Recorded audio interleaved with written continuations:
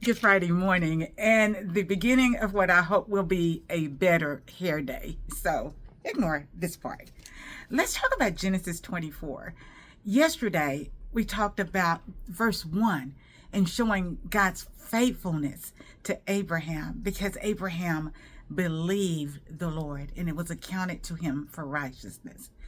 And not so much that God gave him material possessions and people, but that God was faithful to his promise.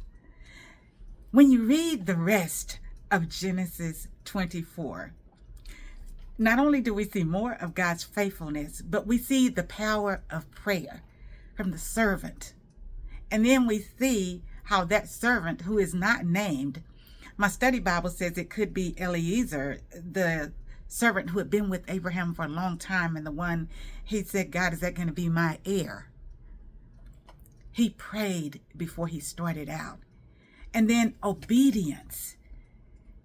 Abraham said, hey, I want you to make me a promise. I want you to swear to me that you will go back to my homeland and find a wife for my son Isaac, not a wife among the Canaanites. And the servant said, okay, so perhaps the woman may not want to come. If that happens, do you want me to come back and get Isaac and take him? And he said, no. You are released from the oath, but I believe the angel of the Lord will lead you and he will guide you to the right person, the right woman.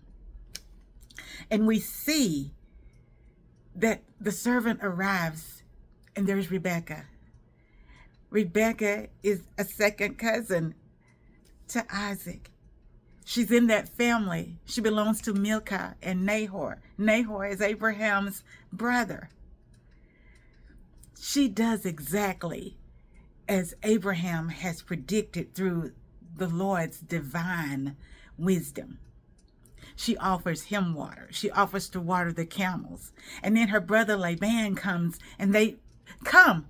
Bring your camels, come. We have a place for you to eat. We have a place for you to rest. And then the end, after the servant tells them why he has come, they say, it sounds like a good idea, but let us ask Rebecca. Rebecca, do you want to go? And she says, yes. Read Genesis 24. Read it out loud. Watch the Lord's divinely orchestrating lives as people are praying and they're being obedient. One other thing I thought about is that servant is not named, but he has faithfully served Abraham. He's obedient to what Abraham says. He makes that solemn promise to him. And his name is not mentioned.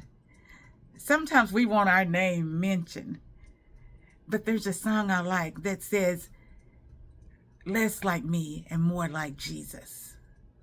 I want to be like that servant. It's not about me.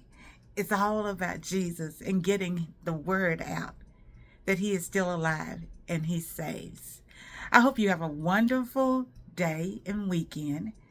Genesis 24. I know the Lord loves us and he wants us to love one another.